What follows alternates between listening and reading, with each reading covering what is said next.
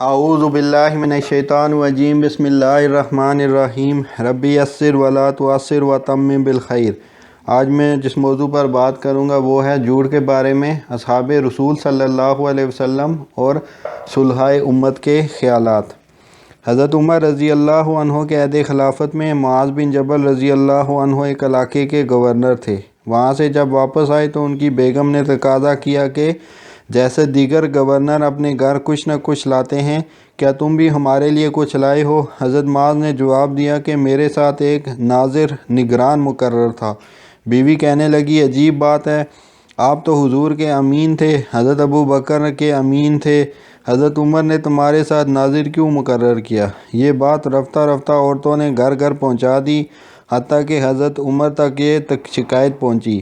خلیفہ نے معاذ کو بلایا اور فرمایا، میں نے کون سا آپ کے ساتھ ناظر بھیجا تھا؟ معاذ نے جواباً کہا، میں نے آپ کا نام بالکل نہیں لیا تھا، میرے کہنے کا مطلب تھا کہ میرے ساتھ ناظر یعنی نگران اللہ تھا۔ حضرت عمر ہنس پڑے اور کچھ مال عنایت فرمایا اور کہا، لے جاؤ اپنی بیوی کو خوش کرو۔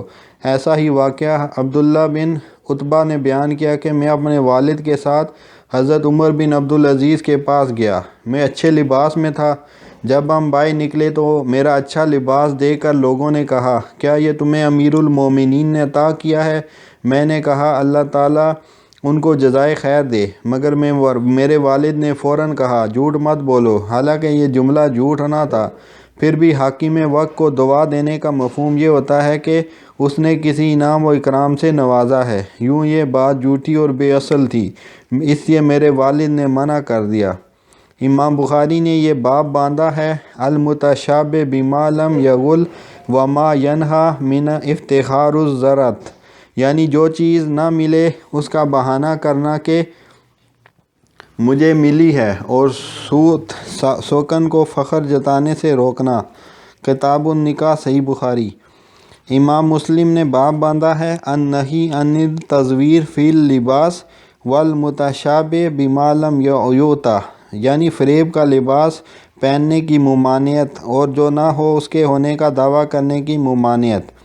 امام ترمذی نے باب باندھا ہے، ما جاء فی المتشابہ بما لم یؤتى، یعنی اپنے پاس جو چیز نہ ہو اس پر اترانے کے بیان میں۔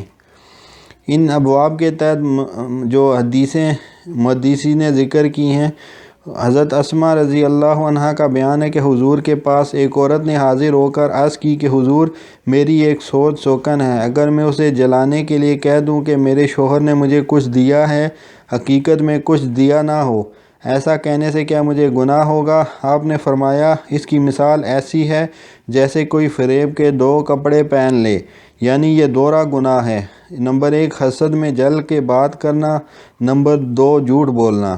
اس حدیث کے ضمن میں علامہ بدیع الزمان لکھتے ہیں، یعنی علم و فضل و تفقہ فی الدین کسی کو حاصل نہ ہو اور کپڑے علماء کے پہن کر دکھاتا پھرے کہ لوگ اس کی اسی طرح تعظیم و تکریم کریں، یعنی ایسا جاہل عالمانہ بیس بنا کے لوگوں کو فریب دیتا ہے، یہ فریب جھوٹ کے زمرے میں آتا ہے۔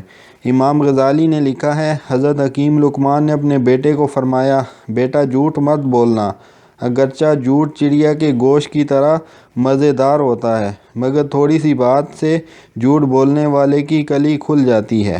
حضرت عمر بن عبدالعزیز رحمہ اللہ فرماتے ہیں، جب سے مجھے پاجامہ باندھنے کی تمیز اور شعور ہوا ہے، اس وقت سے میں نے کبھی جھوٹ نہیں بولا ہے۔ امام غزالی فرماتے ہیں، جھوٹ اس لیے حرام ہے کہ اس سے دوسروں کو ضرر اور نقصان پہنچتا ہے۔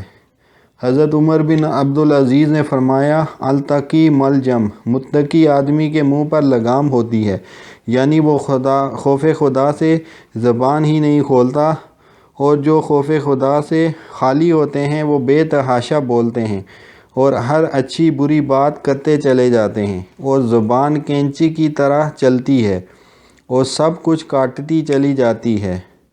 حضرت ابو بکر صدیق کا فرمان ہے، مصیبت اور آزمائش زبان کے ساتھ بندھی ہوئی ہے۔ داناؤں کا قول ہے، یعنی جس کا دل تنگ ہوگا اس کی زبان دراز ہوگی۔ زیادہ باتیں کرنے والا حاطب لیل، رات کو لکڑیاں چننے والے کی طرح ہے۔ ایسے اندھیرے میں حاطب لیل کے ہاتھ میں بعض دفعہ لکڑی کی بجائے سانپ یا بچھو آتا ہے اور وہ اسے ڈنک لگا جاتا ہے۔ خاموشی حکمت ہے، مگر اسے اپنانے والے بہت تھوڑے لوگ ہیں۔ وما علینا الا البلاغ۔